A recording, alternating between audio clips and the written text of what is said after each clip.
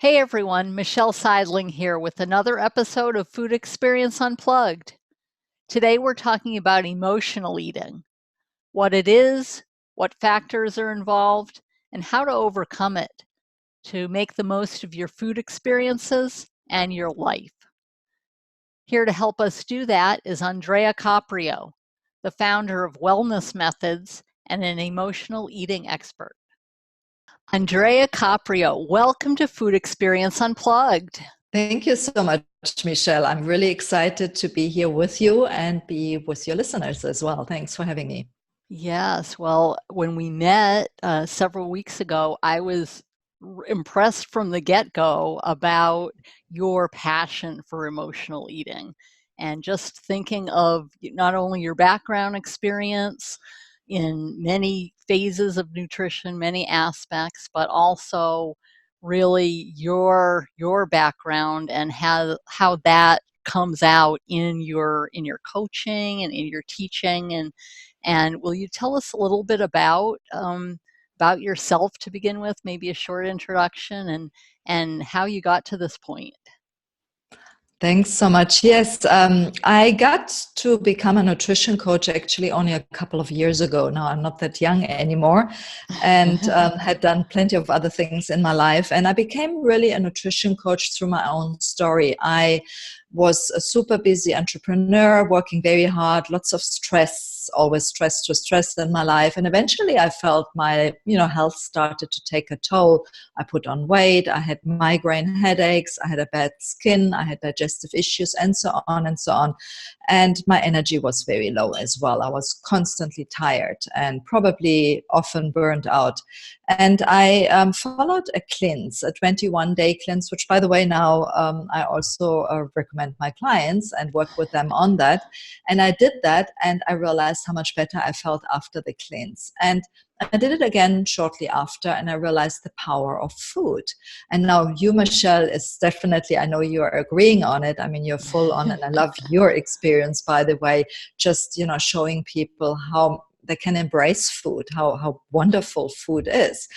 And so when I did that, I said, wow, if that does the effect on me, maybe I can help other people. And at that time, I had moved to Miami, and I saw really a lot of people being really unhealthy, living unhealthy lives, and so on. So I started studying with the Institute of Transformational Nutrition, and I studied more and more and more, and I started opening my practice and started helping people.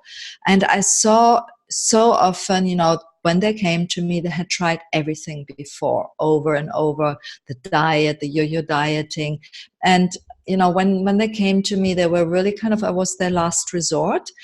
And by helping them and doing it a little bit differently, I really became so passionate about actually, increasing my practice and helping more and more people. Wow, that is amazing from your own experiences. And what pulled you out of, you were having different issues. Was it the 21-day cleanse that really kind of set the pace in line for additional healing, or what was it that you think that kind of drove you to seek those solutions for your It's a own great health? question. I think really I saw how the right food makes one feel differently, better, obviously.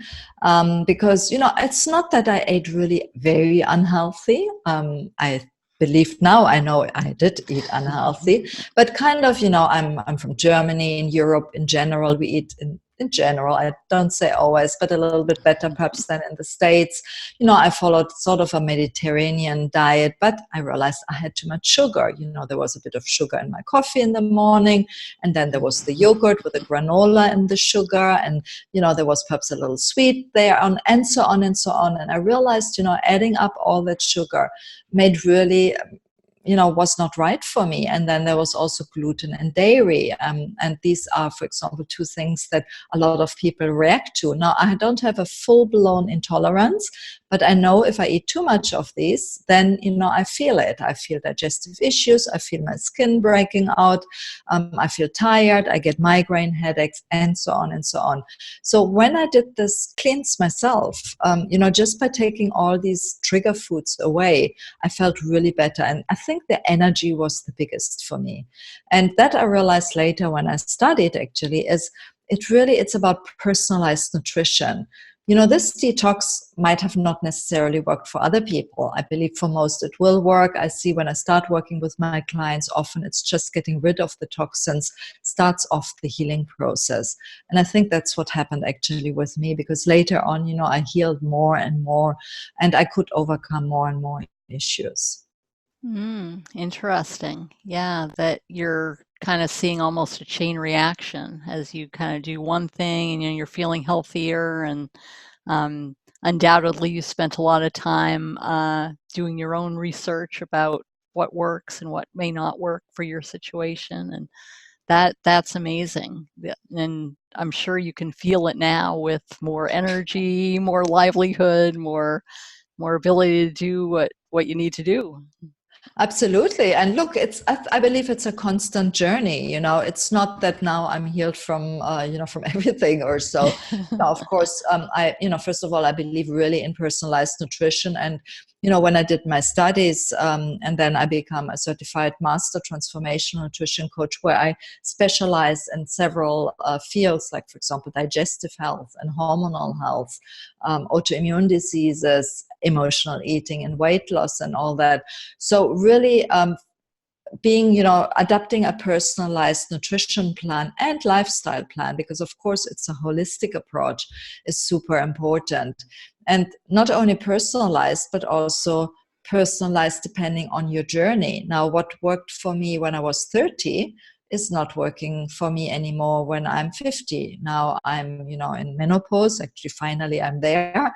Of course, there's a lot of, hormonal changes, natural. But for example, I have now, really fine-tuned it. I have zero menopausal symptoms. Now, if I listen around my friends or other practitioners, I hear of hot flashes and all kind of things, weight gain. I mean, I've not put on one pound or so. I mean, my weight is always fluctuating by 2-3 pounds, and I believe that's normal, but I've not put on any weight.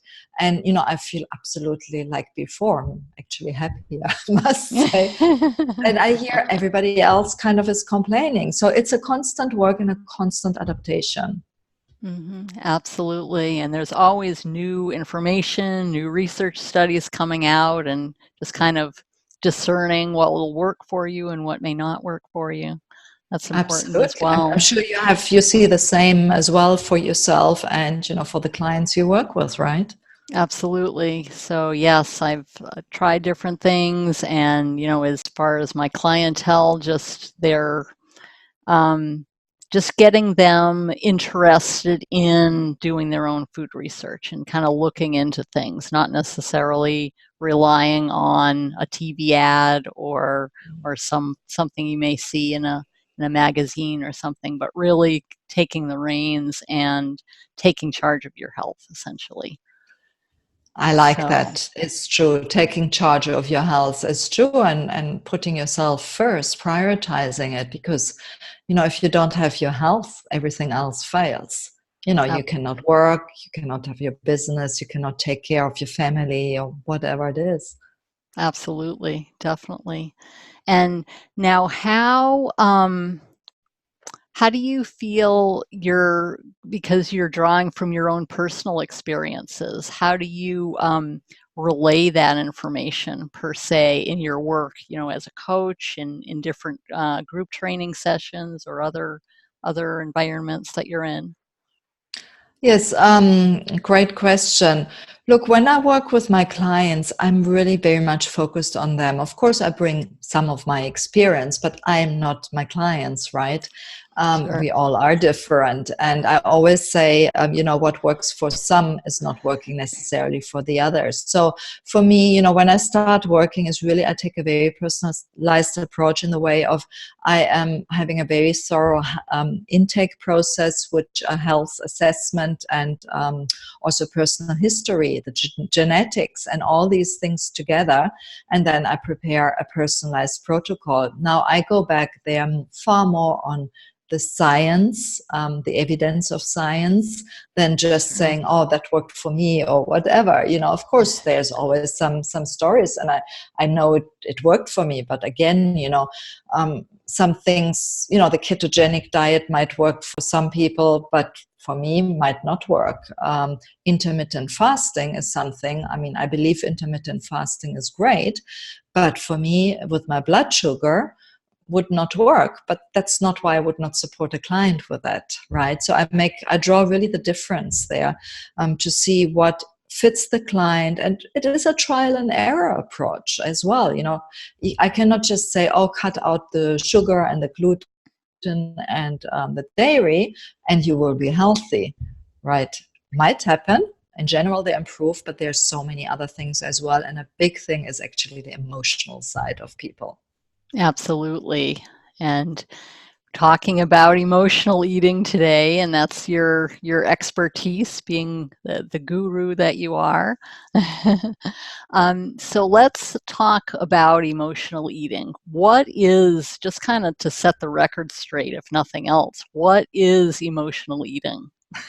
It's a big question. I probably should really look up the definition of them to answer that exactly. But what is my definition is emotional eating is when you use food instead of some appropriate response to whatever emotions you have. So basically, it is when you want to replace something that's missing in your life with food, right? So when you're stressed, for example, you're looking for a de-stress mechanism, or when you're sad, you look for something that makes you happy, or when you're angry, for something that calms you down, or when you're bored or lonely or whatever. And a lot of people, and I guess the listeners, many can identify, so can I, and I guess so can you. We all have emotional eating at certain times of our lives. But the issue is, of course, when it takes over, and when it can become a little bit worse. Often it might then become perhaps even a food addiction or so, or some food disorders. So that's always a little bit a fine line between a food disorder and just kind of craving sometimes from time to time. But emotional eating definitely for me is when people constantly use food to replace some emotions. Okay. So now you mentioned people may or may not have emotional eating from time to time. So um, what makes it an issue? You can come home from a bad day and eat a dish of ice cream, for example, or some other food, and then you may be fine from then on. But at what point does it become a problem? Is it the quantity, or the consistency, or some other factor, perhaps? I would say it becomes a problem when you cannot control it, and it becomes a problem when it affects your life or your health in some ways. I would say these are, I mean, there's no hard drawn line somewhere, but that would be for me definitely something when you realize, you know, you you don't know anymore to differentiate. You need food to make you happy.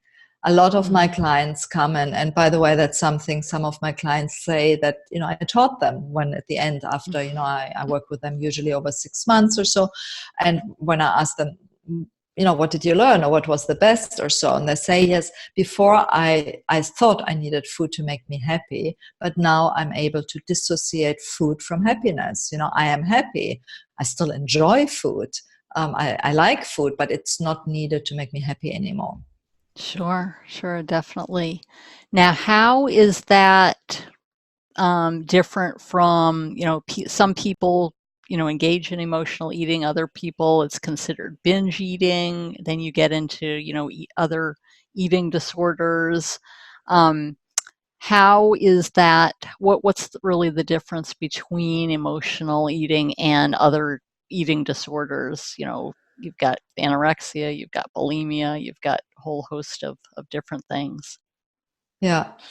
It's a good question. And there I would say when it becomes worse, so for example, binge eating is really that you have an uncontrollable urge to eat and you cannot stop eating, or if the night eating or bulimia or whatever it is really when you can't control it. I think emotional eating is still something you eat when you have emotions, but you kind of eat the ice cream tub, or you empty the ice cream tub or so.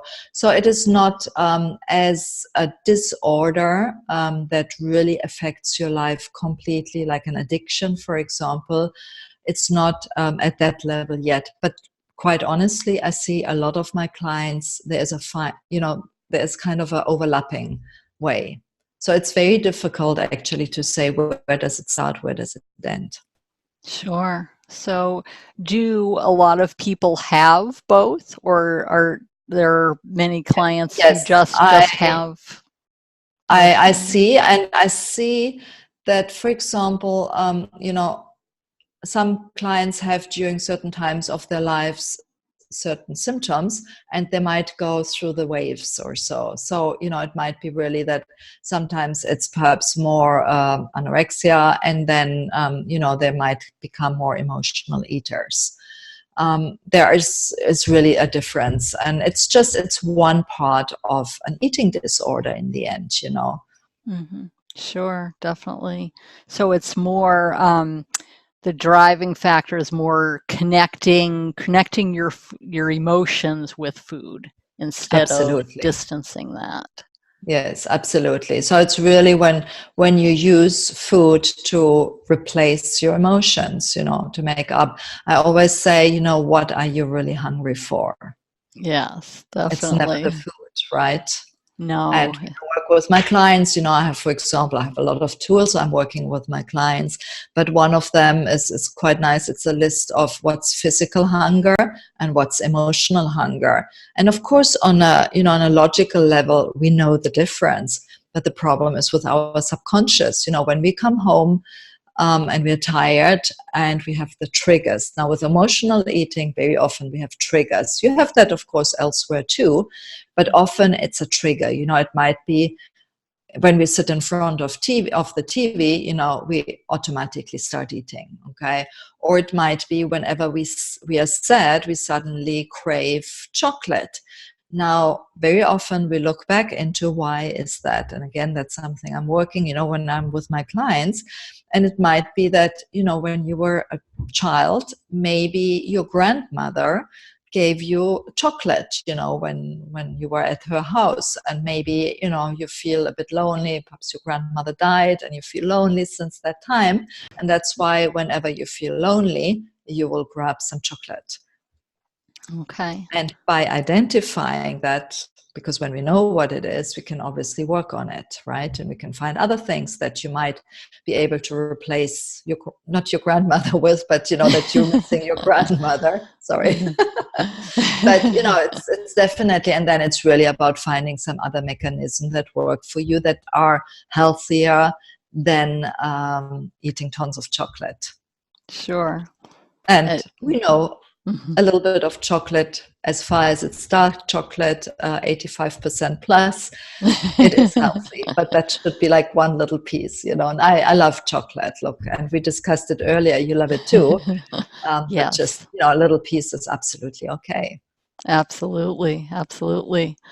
Um, Now you mentioned trying to really, I guess, maybe a first step or something is just uncovering the why you're hungry or what's really driving it. So, um, what types of factors are involved in that? Where trying to discern what it is the problem to begin with. Yeah, again, great question. I absolutely love our discussion because it really goes deep, and it's really, we're getting somewhere there.